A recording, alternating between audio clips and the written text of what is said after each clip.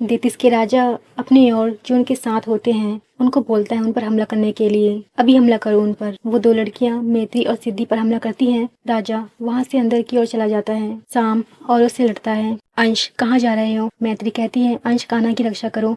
कुछ देतिस कान्हा पर हमला करते हैं पर अंश उसे रोक लेता है। अब जाओ यहाँ से, अंश कान्हा से कहता है। कान्हा हाँ, पर देतिस उसका पीछा करते हैं तो अंश भी उसके पीछे चला जाता है। यहाँ पर मैत्री, सिद्धि, साम उन दो लड़कियों से और देतिस से लड़ रहे थे। कान्हा भागता हुआ जंगलों की तरफ जाता है। तभी उसके पीछे एक दैती आता है। कान्हा का रास्ता रोक लेता है। दैती एक साधारण मानव मुझसे भागने की कोशिश कर रहा है कहकर कान्हा का रास्ता रोक लेता है। कान्हा जो भी हो, मैं तुम्हें इन स्तंभों को नहीं ले जाने दूंगा। दैती हंसकर कहता है जैसे मैं तुमसे ये मांग रहा हूँ। फिर वो अपने हथियार से कान्हा पर हमला करता है। तभी वहाँ पर अंश आकर उसे रोक लेता है।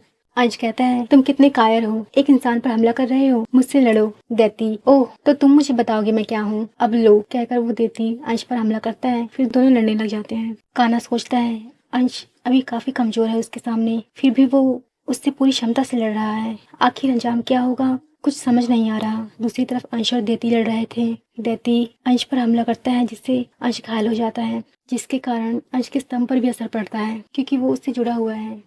अंश भी उस पर वार करता है पर उसे ज्यादा कुछ नहीं होता। दैती फिर उस पर बड़ी जोर से हमला करता है। अंश जिससे दूर जाकर गिरता है। वो दोबारा अंश पर हमला करता है। अंश संभल ही रहा था क्योंकि उसे काफी चोट लगी थी। दैती फिर उस पर हमला करता है। दूसरी तरफ कान्हा उसे देख रहा था। कान्हा सोचता है ओ नहीं, ये फिर अंश पर हमला करने वाला है। क्या मैं ऐसे ही खड़े खड़े ही देखता रहूं? क्या करूं मैं, मुझे कुछ समझ नहीं आ रहा। दैती अंश पर हमला कर देता है पर उसके सामने कान्हा आ जाता है जिससे उसको काफी चोट लगती है। दैती देखता है क्या ये कब आ गया, चलो अच्छा ही हो गया, अब मुझे चलना चाहिए कहकर वो कान्हा से बैग को लेने लगता है पर अंश उसे लेने नहीं देता। अंश इतनी भी क्या जल्दी है कहकर उस पर जोर से वार करता है जिससे उसकी नाक टूट जाती है। फिर देती गुस्से से उस पर हमला करता है। दैती कहता है अब एक ही झटके में मैं तुम्हारा काम खत्म कर दूंगा कहकर उस पर हमला करता है। अंश कान्हा को देखता है अरे ये तो बोल नहीं रहा, कहीं ये ऐसा नहीं हो सकता, ये हमारी वजह से इसकी ये हालत हुई है। वो देती उस पर फिर हमला करता है पर अंश इस पर बहुत गुस्से में था तो वो अपनी सारी शक्ति को इकट्ठा करके देती पर हमला करता है, उसे मारता है जब तक वो हार नहीं मान लेता। आखिर में देती बेहोश हो जाता है। अंश गहरी सांस लेते हुए आखिर ये बेहोश हो गया। फिर वो कान्हा के पास जाता है। कान्हा को उठाते हुए कहता है कान्हा उठो, ये क्या हो गया, हमारी वजह से तुम्हारी ये हालत हुई है, मैं तुम्हारी अच्छे से सुरक्षा नहीं कर पाया। कान्हा अंश की बातें सुनकर हंसने लगता है और कहता है बस करो, ये बातें तुम्हारी पर्सनैलिटी को सूट नहीं करती। अंश क्या तुम ठीक हो? कान्हा हाँ। अंश चलो अच्छा है, मैं डर गया था। कान्हा जब तुम उसे मार रहे थे तभी मैं होश में आ गया था। अंश तो तुम इतनी देर से नाटक कर रहे थे कहकर उसे एक पंच मारता है। कान्हा अरे ये क्या कर रहे हो? कान्हा जोर से चिल्लाता है नाटक नहीं कर रहा था, बस थोड़ा सा होश में आया था। ठीक है तो अब हमें चलना चाहिए। अंश सही कहा। उधर देतिस का राजा उन तीनों को बंदी बना लेता है और कहता है बस बहुत हो गया तुम्हारा ड्रामा। उन दो लड़कियों से कहता है उनको पकड़ने के लिए। वो लड़की पहली वाली लड़की कहती है वाह कितनी आसानी से हो गया सब, अब तुम बस देखते रहना क्या होता है तुम्हारे साथ। राजा अब कितनी आसानी से हो जाएगा तुम्हारी आंखों के सामने। मैत्री राजा से कहती है तुम्हारा उद्देश्य क्या है आखिरकार? राजा मैं इस नीले पत्थर से और इन स्तंभों से इनकी शक्ति छीन लूंगा और फिर और शक्तिशाली बनूंगा। मैत्री अभी भी तुम सच नहीं बता रहे हो। राजा सही कहा तुमने, कितने समझदार हो तुम। मैं उस नीले समतल लोक में रास्ता बनाना चाहता हूँ जिससे मैं वहाँ जब चाहे जा सकूँ और मुझे रोकने वाला कोई नहीं होगा और तब मुझे कोई नहीं रोक सकेगा। दूसरी तरफ अंश और कान्हा दोनों ये बातें सुनते हैं और उन्हें देखते हैं। कान्हा अरे ये क्या हो गया, दैतिस ने तो उनको पकड़ लिया है, अब क्या करें हम? अंश और आज आखिरी दिन है। कान्हा कहता है ठीक है, मुझे लगता है जो मैं सोच रहा हूँ वो हमें करके देखना चाहिए। कान्हा फिर उसे कुछ कहता है। फिर कान्हा राजा के पास जाता है। दैतिस उन्हें छोड़ दो कहता है। राजा कहता है तुम बच गए, और वो तुम्हारा दोस्त कहाँ है? कान्हा इस पर कुछ नहीं बोलता। राजा कहता है तो वो मारा गया। सिद्धि ऐसा नहीं हो सकता।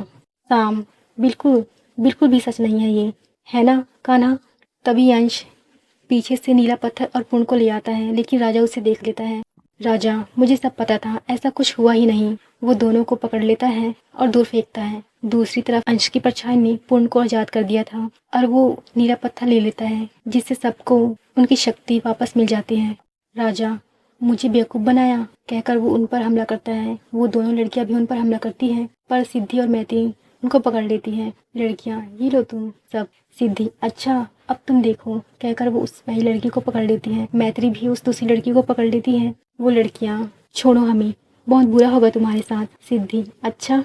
मैत्री, ओ ऐसा है क्या। दूसरी तरफ शाम, अंश और पूर्ण तीनों अपनी शक्ति से राजा को हरा देते हैं और उसे पकड़ लेते हैं। अंश उन सबको पकड़कर उनके लोक में वापस भेज देते हैं। अंश कहता है, अब तुम्हारा काम यहाँ खत्म हुआ और अपने लोक में वापस जाओ। राजा, अभी कोई बात नहीं, अगली बार फिर मिलते हैं। फिर वो तीनों को उनके लोक में भेज देते हैं। अंश, सोचा नहीं था ऐसा कुछ होगा। फिर सभी वहाँ पर पहुँचते हैं जहाँ काशगंगा गिरने वाली होती है। शाम, हम टाइम पर पहुँच गए ना। पूर्ण, हाँ बस अब समय होने ही वाला है। कुछ देर बाद आसमानों से रोशनी चमकने लगती है।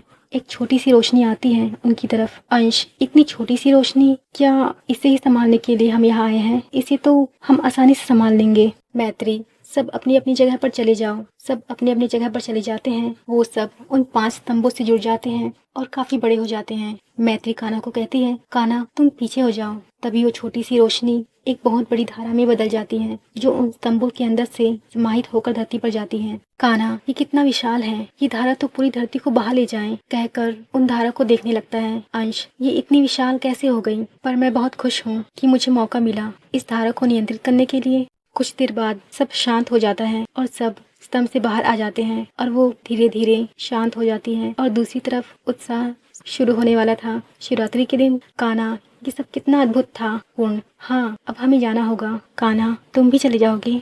पूर्ण से कहता है।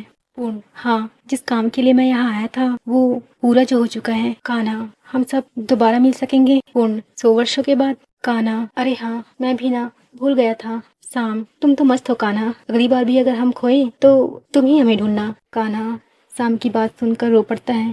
शाम कहता है, अरे मैंने तो तुम्हें रुला दिया। कान्हा फिर मुस्कुराकर हाँ कहता है, हाँ बिल्कुल। अंश कान्हा से कहता है, क्या तुम्हारा घाव ठीक हुआ? मैं इस बारे में तो भूल ही गया था। हाँ ये अपने आप ठीक हो गया, पता नहीं कैसे। कान्हा कहता है, सिद्धि, लगता है कुछ आकाश गंगा की बूंदें तुम पर पड़ी है इसलिए। शाम, वाओ तुम तो लकी हो। मैत्री, अब हमें चलना चाहिए, अपना ख्याल रखना कान्हा। कान्हा, हाँ। कान्हा पूर्ण के गले लगता है। फिर सभी कान्हा के गले लगते हैं और वहाँ से चले जाते हैं। सिद्धि, फिर मिलेंगे।